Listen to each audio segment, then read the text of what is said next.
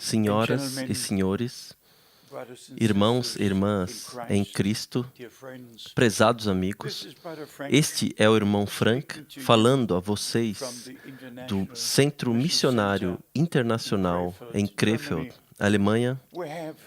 Nós temos estes sermões sendo enviados a um diferente número de nações e estações, compartilhando a Santa Palavra de Deus com tantos quantos seja possível.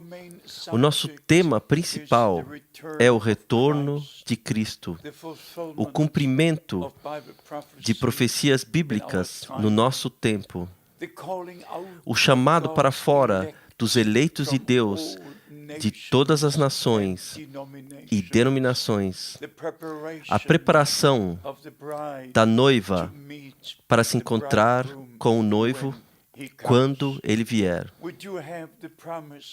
Nós temos a promessa de nosso Senhor e Salvador em João capítulo 14, e quando eu for e vos preparar lugar, virei outra vez e vos levarei para mim mesmo, para que onde eu estiver, estejais vós também.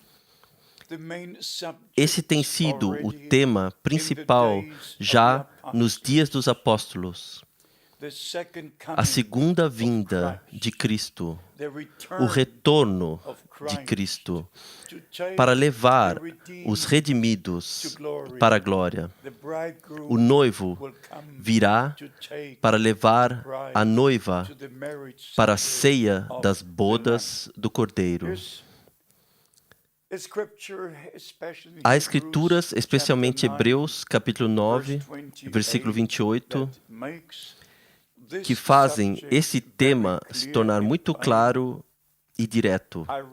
Eu leio: assim também Cristo, oferecendo-se uma vez para tirar os pecados de muitos, aparecerá segunda vez sem pecado aos que o esperam para salvação.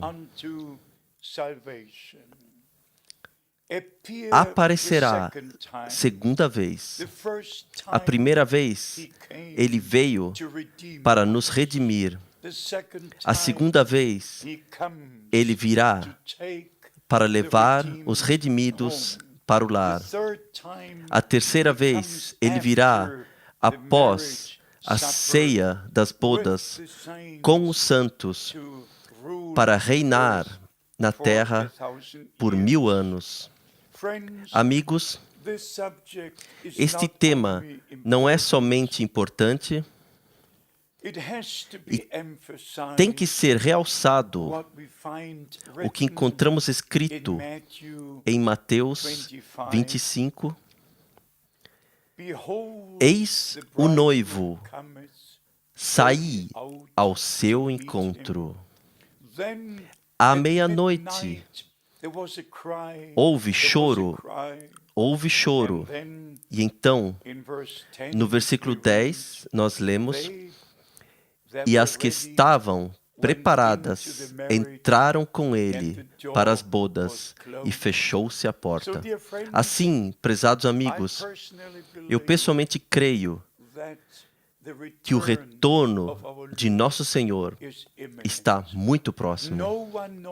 Ninguém sabe o dia ou a hora, mas nosso Senhor disse 3 vezes: quando virdes acontecer estas coisas, todas as predições de Mateus 24, Marcos 13, Lucas 21, segundo Tessalonicenses, capítulo 2, 1 Timóteo, capítulo 4, 2 Timóteo, capítulo 3, 2 Pedro, capítulo 3, Judas, todo o capítulo.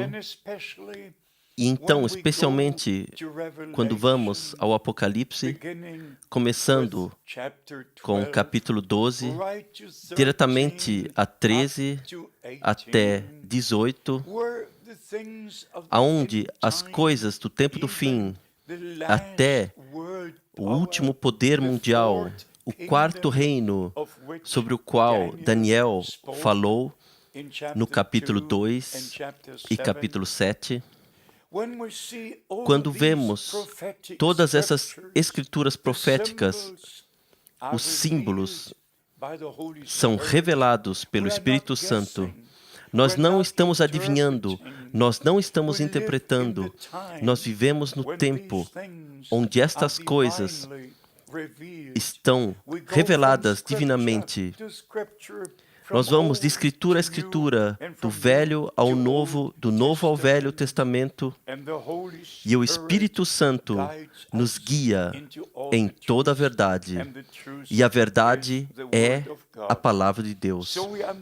Assim, nós compreendemos que o retorno de nosso Senhor está muito próximo. Tem que haver um tempo de chamado para fora, um tempo de preparação para se estar pronto para encontrar-se com o noivo quando ele vier. E a Santa Escritura, em diversos lugares, nos mostra o que acontecerá quando nosso Senhor retornar.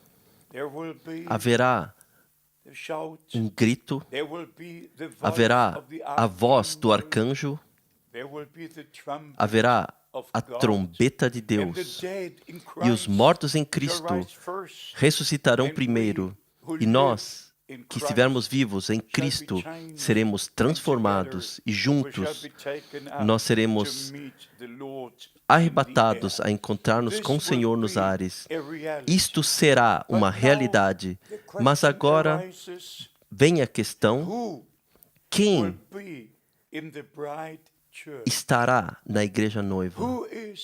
Quem está nesta congregação daqueles que são chamados para fora, santificados e preparados para a vinda do Senhor? Amigos, eu tenho que dizer a verdade a vocês. Se você aceitar ou não, isto é com você individualmente. Mas como houve uma mensagem, uma precursora da primeira vinda de Cristo, e como eu usualmente realço, o Novo Testamento começou com o cumprimento das promessas e profecias do Velho Testamento. Para ser honesto, eu não estou interessado no que igrejas estão fazendo, eu não estou interessado em política, eu não estou interessado em religião. Eu simplesmente estou interessado em compartilhar a santa palavra de Deus, os verdadeiros ensinamentos bíblicos sobre a divindade, sobre o batismo na água, sobre a ceia do Senhor, sobre a segunda vinda de Cristo, sobre todos estes ensinamentos fundamentais da Santa Escritura, que todos têm sido mal interpretados e pessoas foram enganadas já há muito tempo. Assim, nós compreendemos da palavra de Deus que agora, antes do retorno de Cristo, tem que haver uma mensagem. E, amigos, quer você aceite ou não, Deus não mudará o seu plano de salvação. Não por você. Você terá que mudar e se ajustar dentro do plano de salvação. O mesmo Deus que disse em Malaquias 3, eu vos enviarei meu mensageiro adiante da minha face, para preparar o meu caminho adiante de mim. Disse no capítulo 4, eis que eu vos enviarei o profeta Elias, antes que venha o grande e terrível dia do Senhor. Você pode ler no Velho e no Novo Testamento sobre o dia do Senhor. quando os julgamentos atingirão a terra. Muitas escrituras falam sobre isto. Isaías, capítulo 13, a partir do versículo 6. Joel, capítulo 2. Você pode ir diretamente aos pequenos profetas, a Sofonias, no Velho Testamento, até Malaquias, capítulo 4. E o apóstolo Pedro, em seu primeiro sermão, no dia de Pentecoste, não somente pregou arrependimento e batismo e o preenchimento com o Espírito Santo. No versículo 20, ele se refere à promessa que Deus fez através do profeta Joel, que antes que o dia do Senhor chegasse, o sol se tornaria em trevas e a lua em sangue. Imaginem, amados irmãos e irmãs, no primeiro sermão, 2000 anos atrás, o Espírito Santo guiou o apóstolo Pedro para falar sobre o dia que viria, o grande e notável dia do Senhor. Por quê?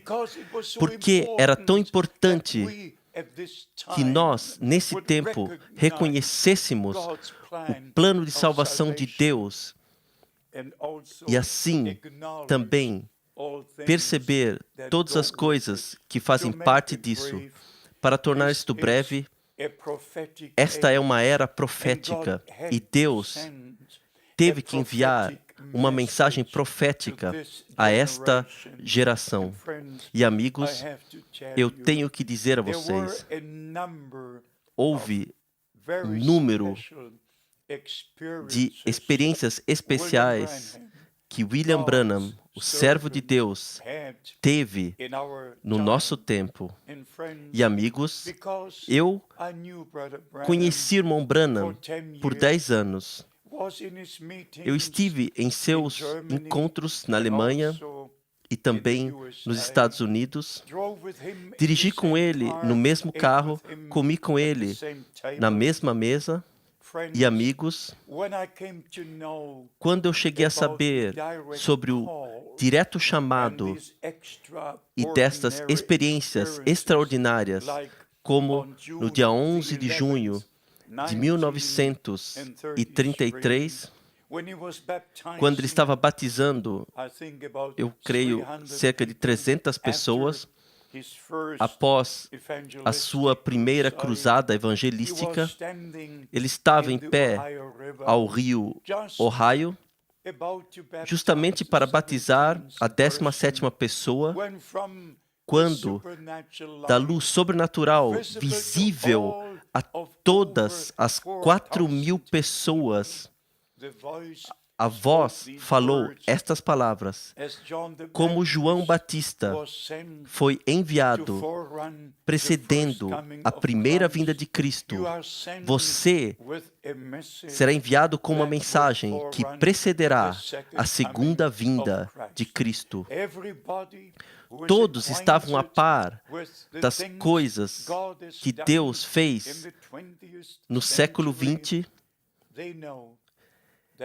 Eles sabiam que Deus usou o irmão Branham após a Segunda Guerra Mundial para guiar essa grande campanha de cura evangelística e também as reuniões. Foi a virada do pleno evangelho após a Segunda Guerra Mundial. E amigos, muitos evangelistas foram inspirados e começaram seus ministérios. Mas o propósito não foi este. Todos construíram seus próprios reinos dentro do reino de Deus, tornando-os a si mesmo, dando um grande nome, tendo grandes associações e às vezes até se tornando multimilionários. Mas esse não é a minha causa. Eu estou preocupado sobre a mensagem que Deus enviou para nos trazer de volta para a palavra de Deus, para os ensinamentos bíblicos, para nos alinhar e retornar aonde a igreja original esteve no dia de Pentecoste. Porque nosso Senhor não levará para o lar aqueles que estão presos em idolatria espiritual ou adultério espiritual. Ambos serão excluídos. Ambos serão excluídos. Aqueles que estão em idolatria e aqueles que estão falando espiritualmente em adultério, aliança e a palavra de Deus que nós temos na nossa Bíblia hoje. E amigos, nós temos que ser muito abertos com você e nós temos que perguntar a você: você está pronto para crer os verdadeiros ensinamentos apostólicos? Você está pronto para crer o que o apóstolo Pedro, Tiago, João e Paulo pregaram? O que foi mostrado a eles? O que eles receberam revelados pelo Espírito Santo? Ou você permanecerá com aquilo que Atanásio disse, que veio de Alexandria? Se você vai crer o que Tertuliano disse, que veio da Tunésia, ou você irá crer o que Eusébio disse, que veio de Constantinopla, ou você irá crer o que foi decidido no Conselho de Niceia, ou no Conselho da Calcedônia, ou você será restaurado, ser restaurado de volta para a verdadeira palavra de Deus, para os verdadeiros ensinamentos da Santa Escritura. E amigos, deixe-me falar isso diretamente. Cada interpretação é blasfêmia. Deus somente está em sua santa palavra. Não há uma interpretação sequer que seja verdadeira ou correta. Verdade está somente naquilo que Deus disse em sua palavra. E para mostrar isso a partir da Santa Escritura, até mesmo em Atos capítulo 1, os apóstolos perguntaram ao Senhor: você restaurará para nós o reino de Israel? A pergunta era sobre restauração. E deixe-me mostrar para vocês rapidamente de Isaías 42, como o Senhor classificou aqueles que estão presos espiritualmente como em prisões. Isaías capítulo 42, versículo 22. Mas este é um povo roubado e saqueado. Todos estão enlaçados em cavernas e escondidos em cárceres. São postos por presa e ninguém há que os livre por despojo e ninguém diz: restitui. Amigos, eu jamais falei uma piada em minha vida. Nos mais de 12.000 sermões que eu preguei, eu jamais ri. Eu não posso. Eu tenho que levar a sério o ministério. Eu tenho que falar a você que todas as denominações estão presas na prisão babilônica. Todas as pessoas estão presas como numa prisão espiritual.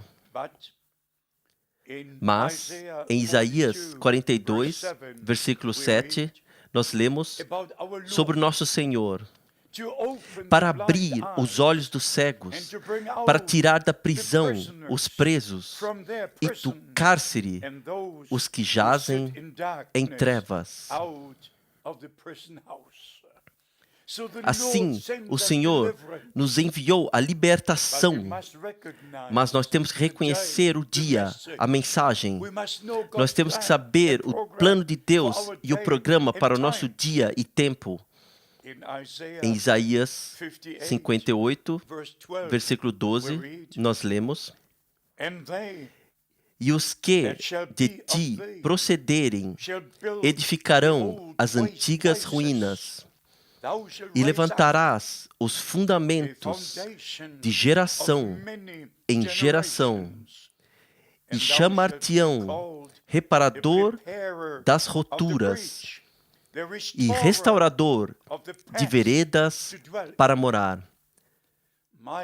Meu Deus no céu, pode haver uma linguagem mais clara do que esta?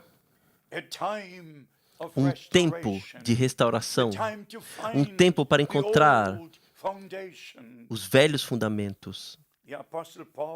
O apóstolo Paulo pode dizer: eu coloquei o fundamento com vocês. Prezados amigos, por favor, não parem de ouvir, simplesmente continuem. Mas eu ainda tenho que dizer algumas coisas.